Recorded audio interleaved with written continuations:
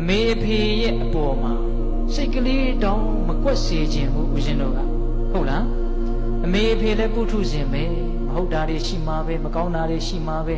ကိုယ်အပေါ်ဆိုးတာတွေရှိမှာပဲသို့တော့အဲ့ဒါတွေကမပြောပါတော့ပါဘူးသူတို့ကကိုယ့်အပေါ်မှာကောင်းတာတွေသူတို့ကကိုယ့်အပေါ်မှာထားတဲ့မေတ္တာတွေနဲ့စာရင်ကိုယ်စိတ်တိုင်းမကြတာသူတို့မကောင်းတာတွေကနည်းနည်းလေးပါဟုတ်ရဲ့လားကိုယ်စိတ်တိုင်းမကြတာလေးနည်းနည်းအတွက်နဲ့အင်မတန်ကျေးဇူးကြီးတဲ့အင်မတန်မေတ္တာကြီးတဲ့မိခင်ဖခင်တို့ရဲ့အပေါ်မှာစိတ်ကလေးနဲ့ပြစ်မှားမယ်ဆိုလို့ရှိရင်အဲ့ဒါအင်မတန်ကြီးတဲ့အပြစ်ဖြစ်မယ်ဟုတ်လားသူတို့ရဲ့မကောင်းတာလေးနည်းနည်းကိုသူတို့ရဲ့မကောင်းတာလေးနည်းနည်းနဲ့သူတို့ရဲ့ကောင်းတာတွေအကုန်လုံးကိုဖုံးပြခြင်းလို့ရမလားမရပါဘူးဗျမရပါဘူးဟုတ်လားဒါကြောင့်တည်ငါကိုယ်စိတ်တိုင်းမကြမှုကလေးကိုယ်အလိုဆန္ဒလေးနည်းနည်းလေးမပြည့်တာလေအမေဖေရဲ့အပေါ်မှာစိတ်မကွက်လိုက်ပါနဲ့ကိုယ့်အပေါ်မှာကောင်းခဲ့တာတွေအနန္တ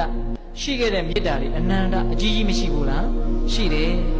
ဘယ်သူနဲ့မှမတူတဲ့မေတ္တာနဲ့ချစ်ခဲ့တာဟုတ်ရဲ့လားအဲ့ဒါတွေကိုပြန်စဉ်းစားပြီးတော့အကယ်၍မဲ့အမေရဲ့အဖေရဲ့ပုံမှာစိတ်တိုင်းမကြတာရှိခဲ့ရင်ဩသူတို့လည်းပုထုဇဉ်ပဲလောဘဒေါသတွေပယ်သေးတာမှမဟုတ်ပဲမှားတာတွေရှိမှာပေါ့အဲ့ဒါတွေကိုနားလည်ခွင့်လွတ်ပြီးတော့ကောင်းခဲ့တာတွေကြီးခဲ့တဲ့မေတ္တာတွေများခဲ့တဲ့ကျေးဇူးတွေကိုစဉ်းစားပြီးတော့အမေဖေရဲ့အပေါ်မှာကျေးဇူးလှုပ်ကြွေးတဲ့စိတ်ကျေးဇူးလှုပ်ကြွေးတဲ့အမူအရာတွေရှိဖို့မလိုဘူးလား